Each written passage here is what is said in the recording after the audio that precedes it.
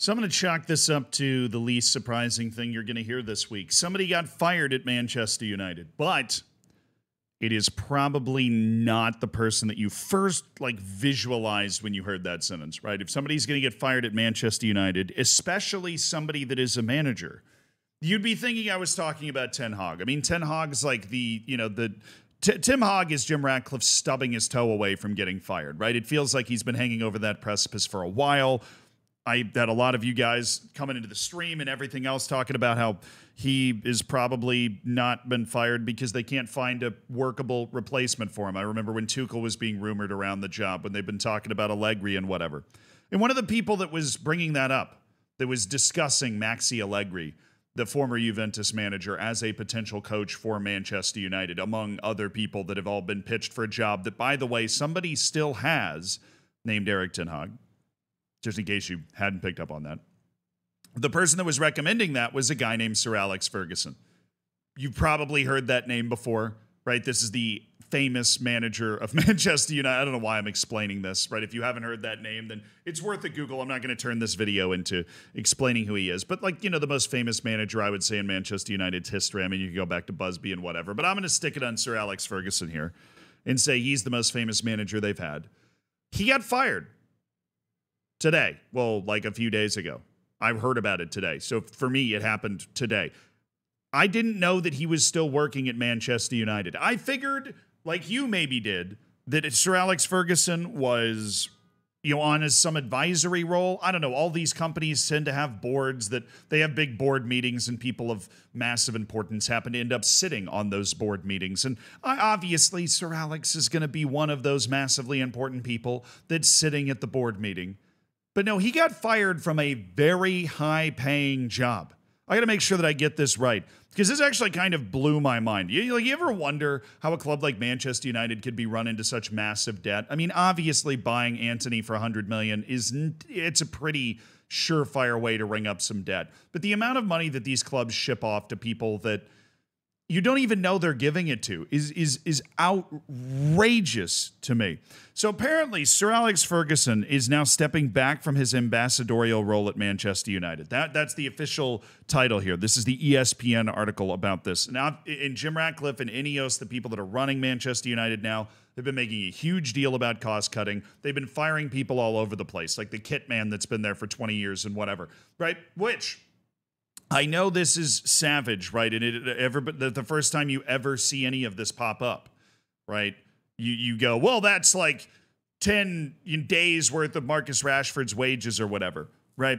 But the honest truth is you can't have it both ways, right? If you look at these clubs and you go, well, a club like Manchester United, how are they in debt? They make so much money. But also, the reason so many of these clubs are in debt is because they just spend a ridiculous amount of fucking money. And so Ineos and Jim Ratcliffe might not be very good at running football clubs. They've proven that over all of the football clubs that they have owned. None has gone particularly well. That doesn't mean that them cutting costs in this particular instance is a bad idea, because as far as I understand it, Manchester United's been running at a loss, right? The financial situation of a lot of these clubs is not great, right? The only one that does well is Tottenham, and that's because, they have a very strict wage structure that they're not willing to go over. Hello, Harry Kane, right? They actually try to run the club in a way where it's at least affordable, and you don't have to worry about them breaking any financial rules.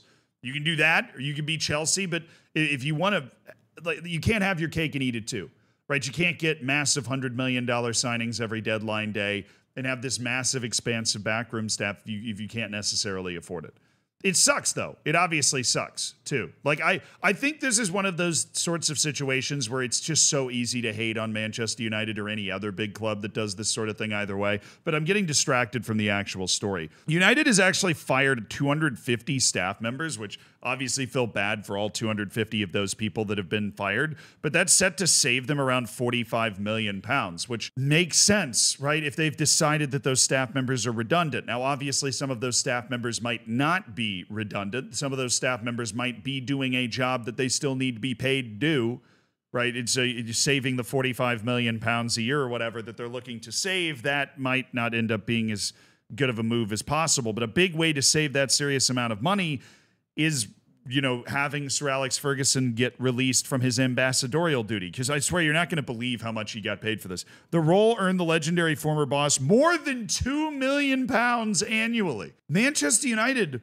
was paying Sir Alex Ferguson more than £2 million a year to just be like the figurehead. Now, they made very clear in their statements that like he is always welcome around the club. They always want to hear his opinion, right? If he has thoughts or if he wants to come to a meeting, he is obviously more than welcome to do that. He's just not going to be on the payroll as an ambassador for Manchester United, making over $2 million a year. That's an insane amount of money to just be shipping off to, like, I'm not hating on Sir Alex getting the bag. If somebody wanted to pay me $2 million a year to be an ambassador for their club, I'd be wearing everything and get their logo tattooed on my ass. I would do all of that. So if anybody's open to an offer like that, hit up my line.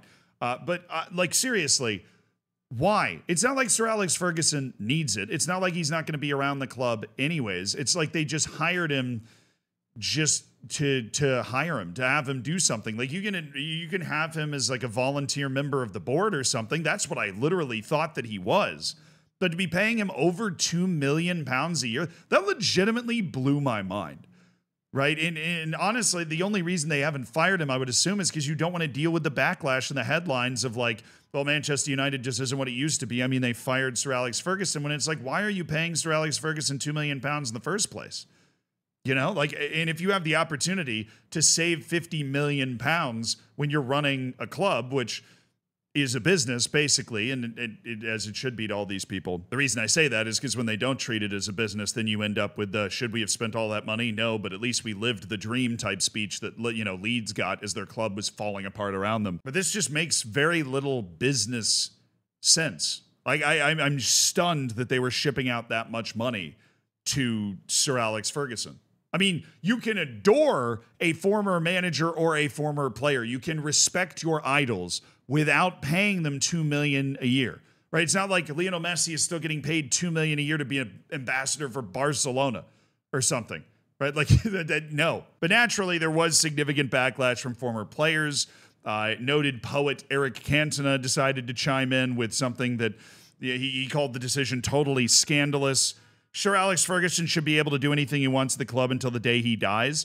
I agree with that.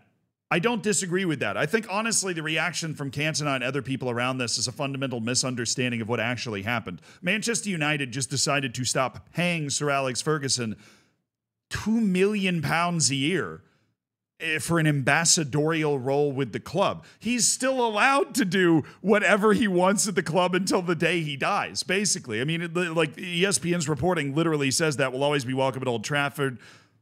Like, it's right there. Such a lack of respect. It's totally scandalous. Sir Alex Ferguson will be my boss forever, and I will throw them all in a big bag of shit. Now, Eric Cantona certainly is somebody that, I mean, has an interesting view of the world. I think like Flies onto Wanton Boys, the speech that captivated a planet.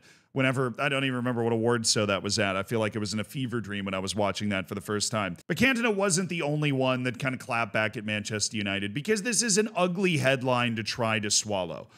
Sir Alex Ferguson's Man United contract to end. But when you peel back the curtain on this a little bit, and you see that Manchester United was just shipping $2 million to Sir Alex Ferguson to just exist and be a figurehead of the club and be an ambassador for the club, that's dumb. Because honestly, if you can fire 49 other people doing that, you might be able to afford another Antony. And honestly, that's what this club really needs. In this hour of need, that's what this club needs. And they will now be able to make that signing if they can fire 49 other ambassadors. And it might not even be fully related to United, because a source also told ESPN that Sir Alex is going to be stepping back from other roles over the course of the next year, some of which are not related to United, which means he's turning 83 this year.